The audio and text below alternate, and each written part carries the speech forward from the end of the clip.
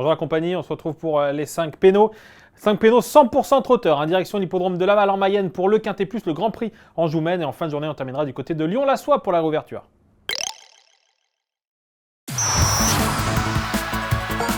Premier penalty, et c'est certainement le penalty de la journée. C'est Élite Beaufour dans le Quintet Plus, dans le Grand Prix en Joumen sur l'hippodrome de Laval. Un cheval qu'on ne présente plus, qui sera en quête d'un 30e succès en carrière, ce qui n'est pas rien. Il reste sur une démonstration sur l'hippodrome de la Capelle.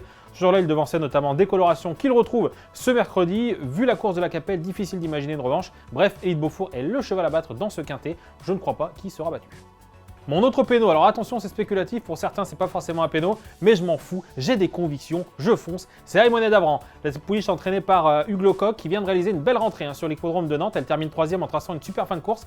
Je crois qu'elle peut très bien faire dès sa deuxième sortie après une rentrée. Elle est un petit peu susceptible, mais en prenant de l'âge, j'ai tendance à penser que ce sera encore mieux. Elle a beaucoup de qualité. Il y aura 10-15 contre 1 et je pense que ça peut être un gros coup.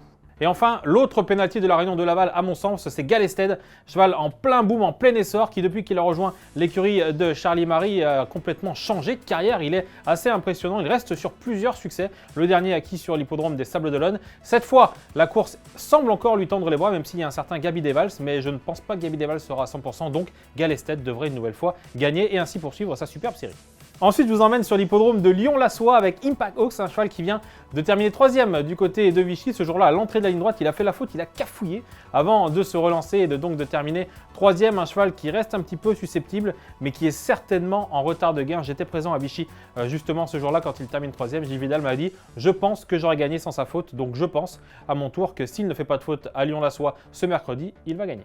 Mon dernier péno, c'est Jacabino, l'entraînement et la drive de Pierre Callier. Je vous parlais de Vichy justement avec Impact Hawks qui terminait 3e. Ce jour-là, Jacabino a gagné et Pierre Callier, après la course, me disait c'est un cheval qui a un gros moteur, qui manque encore un petit peu de force de métier. On le voit à sa musique, il a quand même connu quelques petites disqualifications. Mais vu le style de son succès sur l'hippodrome de Vichy, je crois que corde à droite à Lyon-la-Soie dans cette course qui, à mon sens, est un bon engagement. Il n'aurait qu'à trotter pour gagner.